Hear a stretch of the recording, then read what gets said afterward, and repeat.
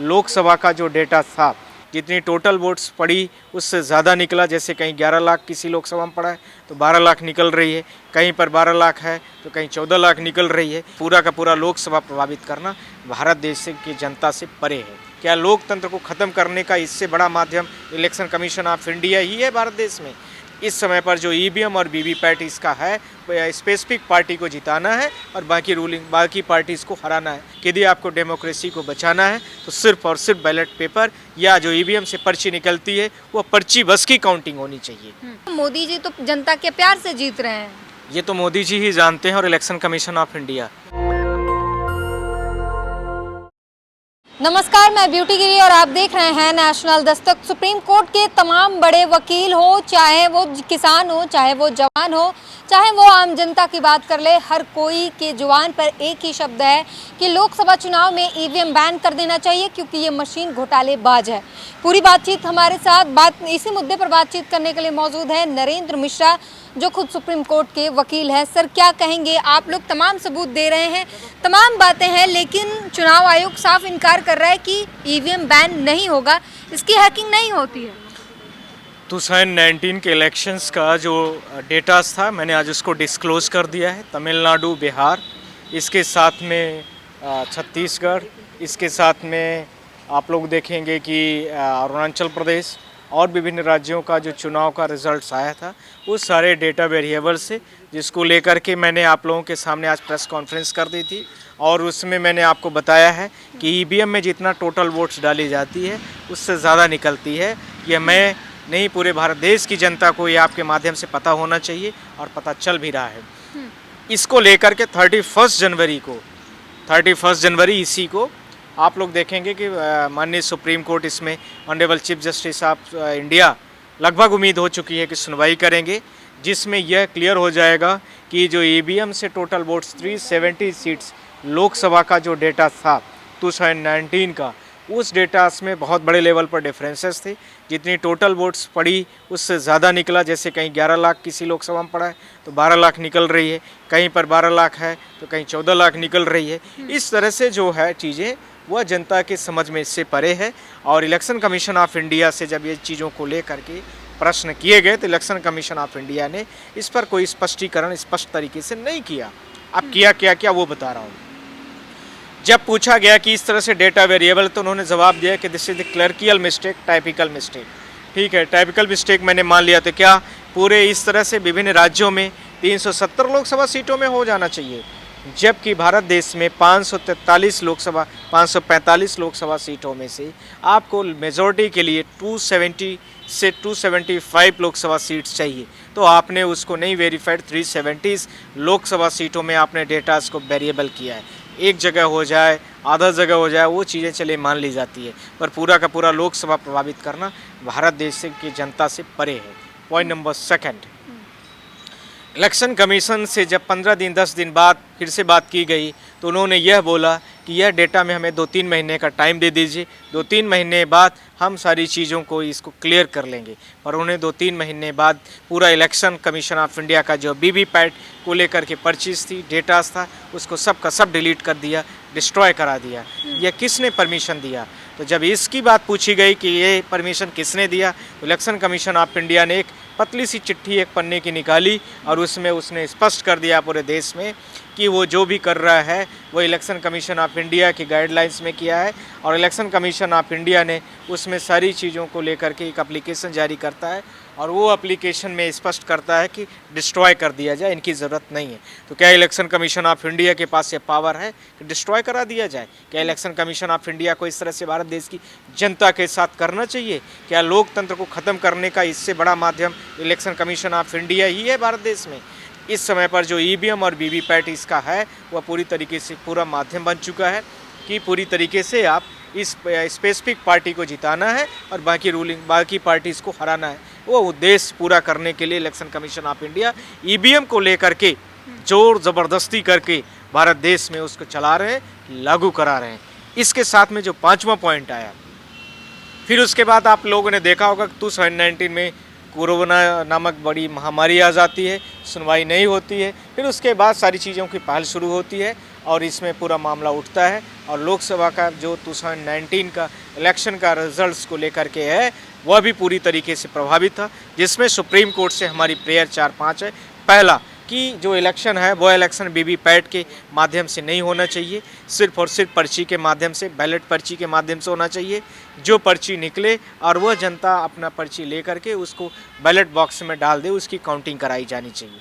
या फिर जो बैलेट बॉक्स के साथ में जो पुराने ट्रेडिशन में पेपर पर्ची निकलती थी, पेपर जो बैलेट पेपर पर चुनाव होता था, उसके माध्यम से चुनाव होना चाहिए।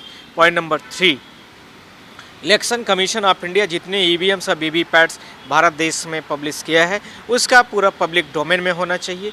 जो मैन्युफैक्चरर कंपनी है ईवीएम वीवीपैट की, वेल और एसएल वगैरह जो बड़ी कंपनियां मैन्युफैक्चरर हैं, उनके सारे के सारे उनको आरटीआई के दायरे में रखना चाहिए। 5 दिन 10 दिन पहले उनको पब्लिक डोमेन में रखा जाए। इसके साथ में उसमें कौन सी कोडिंग डाली गई है, कौन सी डिवाइस डाली गई है, वह भी बताया जाए। और दुनिया में ऐसी कोई भी मशीन नहीं है, न तो ऐसा कोई कैलकुलेटर बना है कि जितना हम डेटा डालें उससे ज़्यादा डेटा आउटपुट में निकालें, तो ऐसा पॉसिबल नहीं है। यह पूरी तरीके से भारत देश का चुनाव निष्पक्ष, फ्री और फेयर होना चाहिए। ये पूरे भारत देश 140 करोड़ की जनता की ज़रूरत है।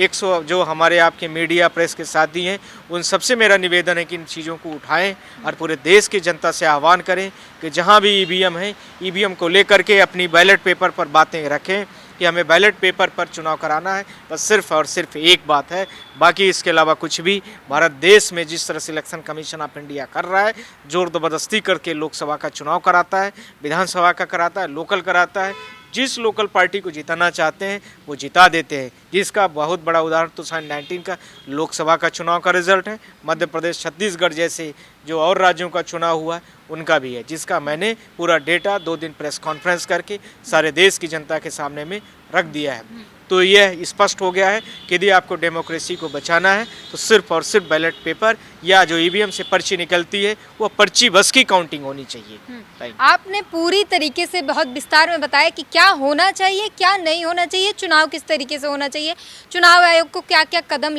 उठाने चाहिए। लेकिन ये होगा तब जब चुनाव आयोग मानेगा, बैलेट पेपर पर उसकी सहमति बनेगी। वो तो मानने को तैयार नहीं, और ये आसार भी लगाए जा रही कि 2024 में तो पॉसिबल नहीं है ईवीएम बैन होना। देखिए क्या पॉसिबल है क्या नहीं पॉसिबल है, हम सुप्रीम कोर्ट के दरवाजे में खड़े हैं। 31 को ये मैटर लिस्ट है लगभग, और मुझे उम्मीद है कि 31 को ये मैटर में सुनवाई हो रही है। ऑनरेबल चीफ जस्टिस में सुनवाई कर रहे हैं, तो आप लोग इंतज़ार करिए। इलेक्शन कमीशन ऑफ इंडिया हो या कोई भी भारत देश का कोई भी तंत्र हो, वो सुप्रीम कोर्ट से बढ़ के कोई भी नहीं है। जनता की क्या राय है? कितने लोग आपके साथ जुड़े हुए हैं जो ईवीएम के खिलाफ बोल रहे हैं और कह रहे हैं कि बैन होनी चाहिए? देखिए इस समय पर भारत देश की सारे लोग, जहां आप आवाज़ उठाओगे, 140 करोड़ की जनता यही चाहती कि हमें बैलेट पेपर से हो, क्योंकि जहां पर हमने वोट दिया है वह वोट हमें स्पष्ट तरीके से दिखना चाहिए, पता होना चाहिए, ये सारी चीज़ें स्पष्ट हों। पर ये ऐसा नहीं हो रहा है। ये ईवीएम मशीन सिर्फ और सिर्फ बड़े लोगों के हाथ पर हैंड करने का एक तरीका बन गई है, जिसको बहुत बड़े लोग उसको मैनिपुलेट करते हैं बहुत बड़े लेवल पर।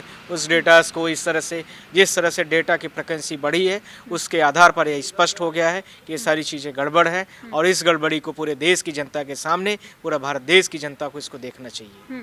एक बात ये भी कही जाती है ईवीएम के पक्ष में कि बैलेट पेपर बेहद मुश्किल चुनाव ऑप्शन होगा भारत देश के लिए, क्योंकि यहाँ की जनसंख्या बहुत ज़्यादा है, तो मुश्किल हो जाएगा।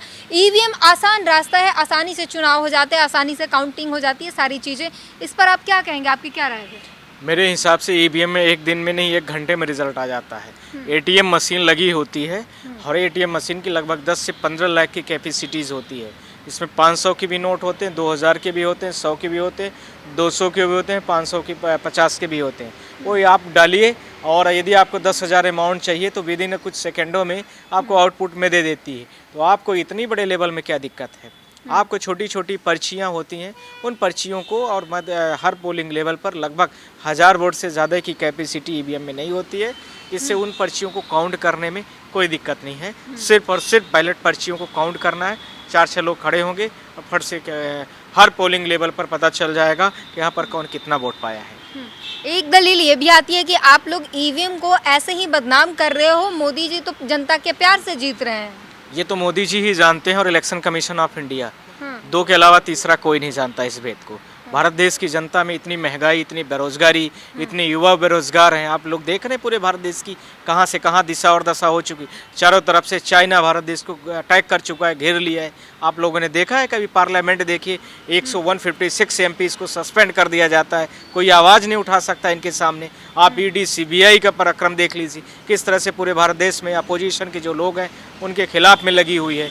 और यदि कोई ज़्यादा बोलेगा तो इनकम टैक्स बैठा है, पुलिस बैठी है, इसी के लिए इन्होंने बढ़ाया है। ये पूरे देश के तंत्र को खत्म करना चाहते हैं। वो तो भ्रष्टाचार के नाम पर सारी चीजें होती कि भ्रष्टाचार खत्म करना चाहते हैं। भ्रष्टाचार जिसको आप कहते हैं वो बीजेपी के नज़र में भ्रष्टाचार सिर्फ और सिर्फ एक एलिगेशन है, सामने वाले को डिटेन करने का एक तरीका है, बाकी इसके अलावा और कुछ नहीं होता है। तो साफ साफ जो है हर किसी का यही कहना है और बता भी रहे हैं कि जब तक ईवीएम है बीजेपी को हटाना बेहद मुश्किल है। और जो भ्रष्टाचार के नाम पर जिस तरीके से ईडी सीबीआई के तमाम छापे पड़ते हैं जो सिर्फ विपक्ष के लिए होता है, सत्ता में अगर कोई शामिल हो जाता है, बीजेपी के एनडीए गठबंधन में कोई कितना भी भ्रष्टाचारी हो शामिल हो जाए तो फिर उसकी सारी भ्रष्टाचार जो है वो धुल जाते हैं और इस पर जो है लगातार लोग निशाना साध रहे हैं। और जिस तरीके की महंगाई और भ्रष्टाचार है उससे जनता परेशान है, लेकिन मोदी जी कहते हैं कि हमारे पास जनता का प्यार है। पूरी बातचीत पर अपनी प्रतिक्रिया जरूर दीजिए। कैमरामैन आशीष के साथ ब्यूटी गिरी, नेशनल दस्तक। नेशनल दस्तक की आपसे गुजारिश है कि अगर इसको बचाना चाहते हैं तो नेशनल दस्तक को सब्सक्राइब करने के लिए रेड कलर के सब्सक्राइब बटन को दबाएं, फिर बेल आइकन की घंटी दबाएं। नेशनल दस्तक को बचाने के लिए बहुत जरूरी है कि हर खबर को शेयर करें, लाइक करें, कमेंट जरूर करें।